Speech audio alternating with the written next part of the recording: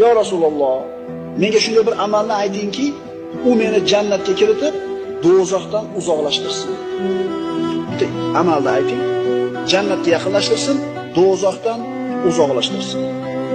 Qol laqad sa'alta azima. Sen ulkan narsa haqida so'rading. Lekin Alloh oson qilgan kishiga bu ish oson. Allohga shirk keltirmaysan, namoz o'qiysan, ro'za tutasan, haj qilasan, 8 ta amalni sanadi.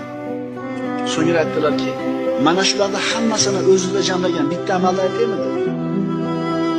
Eng shariatda qiyin bo'lgan, eng muhim bo'lgan 8 ta amalni sanab turib, endi shularga barobar bo'ladigan bitta amalni aytaymi dedi. Ha dedi. Mana buni tiygin deb payg'ambarimiz tilini ushladi.